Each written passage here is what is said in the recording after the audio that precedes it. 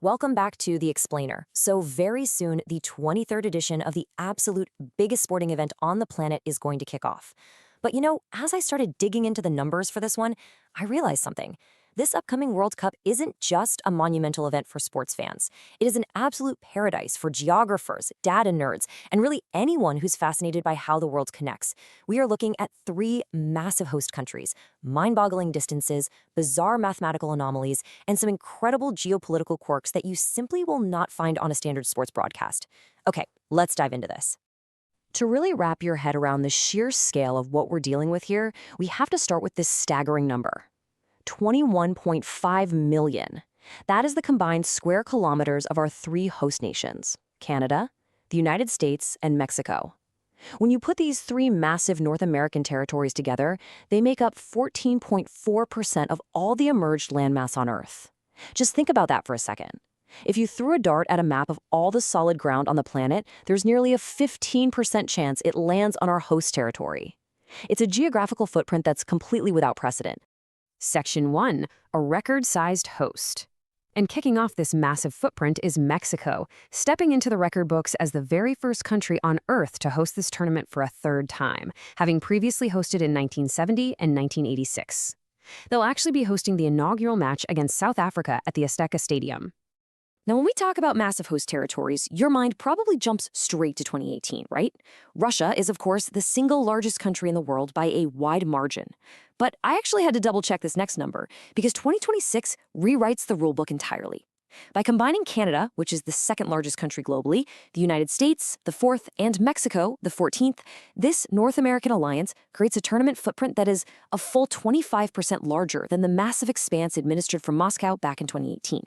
And this brilliantly illustrates just how crazy that is. Think back to the previous host, Qatar. Qatar is a relatively small peninsula nation. Well, if you were to take the entire territorial landmass of Qatar, you could fit it inside the combined borders of our 2026 host nations 1,850 times. That is the difference in scale we're talking about moving from the last tournament to this one. It's going from a tournament you could practically commute across to a continent-spanning logistical behemoth. Naturally, with that much landmass comes an incredible amount of travel. Up until now, the record for the furthest distance between host cities belonged to the US back in 1994, where traveling from San Francisco to Boston meant covering 4,300 kilometers. Well, 2026 edges that out, setting a new record with a 4,500-kilometer straight line between Vancouver and Miami. But as a quick geographical side note, don't get too attached to this record. In 2030, the tournament is going to be hosted across multiple continents, and the distance between Buenos Aires and Barcelona will absolutely shatter this, clocking in at an exhausting, mind-numbing 10,500 kilometers. Section 2, Rookies and Miniatures. Zooming in from those massive continents to the actual tournament participants, we see Canada, who shares a historic record of 6 losses with El Salvador, hosting 4 debuting nations, Cape Verde, Curaçao, Jordan, and Uzbekistan. Though, for the history buffs out there, Uzbek players have technically competed before under the flag of the Soviet Union. But among these rookies, Curaçao is completely rewriting the geographical extremes of the tournament. When they step onto the pitch, they'll instantly become the smallest nation to ever compete, with a landmass of just 444 square kilometers, which easily undercuts Trinidad and Tobago. And second, they become the least populated competing nation ever, with just 155,000 inhabitants. I mean, that's smaller than most mid-sized suburbs. They totally eclipse the famous 2018 record set by Iceland's 350,000. It's a brilliant underdog story written in pure data. Section 3, the quadrant enigma. Let's look at the bizarre geographical groupings. Because if you slice the Earth into 4 perfect quadrants using the equator and prime meridian, you get strange anomalies, like Group F, where the Netherlands, Japan, Sweden, and Tunisia remarkably all sit entirely in the exact same northeast quadrant. But Group D? It's the exact opposite and honestly even more fascinating. Group D features the United States, Turkey, Paraguay, and Australia. If you look at our global map, there is exactly 1 country in each of the 4 global quadrants, the US in the northwest, Turkey in the east, Paraguay in the southwest, and Australia in the southeast. I mean, what are the odds of that?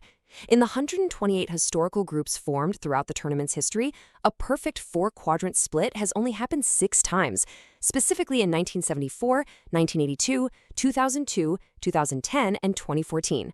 Now, this quadrant trivia actually bleeds into real regional power dynamics. Historically, the European and South American confederations completely dominate. They're the only regions to ever win titles, with South America slightly leading Europe in head-to-head historic wins, 101 to 89. In fact, only 3 true geographic outsiders have ever even reached the semifinals. But here is a bizarre little omen for Group D.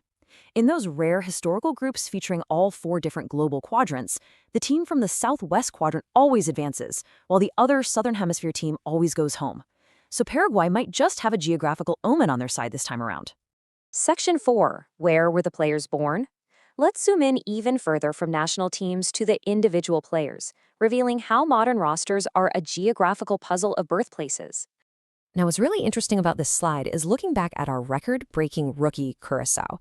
You might expect their entire 26-man roster to hail from that tiny 444-square-kilometer island. But no, 25 of their players were actually born in Europe, specifically the Netherlands, and only a single player was born in Curaçao itself. And they aren't alone in this phenomenon either. The Democratic Republic of the Congo, Haiti, and Tunisia all feature massive chunks of their national rosters made up of players who were actually born in France or other distant nations. But the ultimate record for birth country diversity on a single roster, that belongs to Bosnia and Herzegovina. The players representing their national team were born across 10 completely different nations. You have players born natively, sure, but the rest of the roster traces their birthplaces to Germany, Austria, Sweden, Serbia, Slovenia, Croatia, Denmark, Switzerland, and the US. It's an entire map of global movement packed right into a single locker room.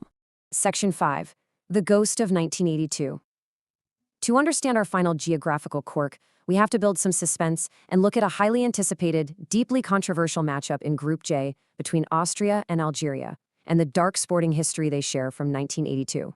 Let's take a trip back to the 1982 tournament in Spain, to an event famously dubbed the Disgrace of Gijón. Algeria had just beaten Chile on June 24th, tying Austria in points and putting themselves in prime position to advance.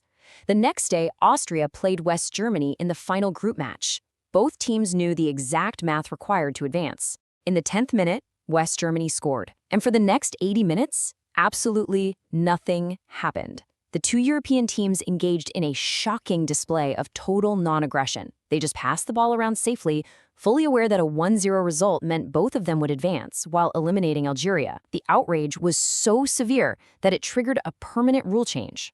From then on, all final group stage matches had to be played simultaneously to prevent collusion. So the crucial point is how this incredible history crashes into the brand new rules of 2026. Because the tournament has expanded to 48 teams, finishing in the top 2 isn't the only way to advance anymore. The 8 best third-place teams will also move on. Now, look at Group J. By the luck of the draw, Group J is the very last group to finish playing. Austria and Algeria will step onto the pitch knowing the mathematical results of every other team in the tournament. And here is the massive game theory dilemma. The team that finishes second in Group J is bracketed to face a massive powerhouse, likely Spain or Uruguay. But the team that finishes third, they'll likely be bracketed against a much weaker seeded host, like Canada or the USA. Which leaves us with this incredible, provocative question. Will the new 48-team format force a repeat of the 1982 collusion? If Austria and Algeria both know that winning the game and taking second place guarantees them a brutal matchup against a former champion, but losing or drawing to take third place gets them a much easier path, what incentive do they have to compete? Could we actually see 2 professional teams actively trying to concede goals to avoid second place? What would you do in their shoes? It's a fascinating loophole created by the new format, and it's something geographers, mathematicians, and sports fans will be watching incredibly closely. That's all for this deep dive. Let us know what you think of these bizarre works, and we'll see you in the next explainer.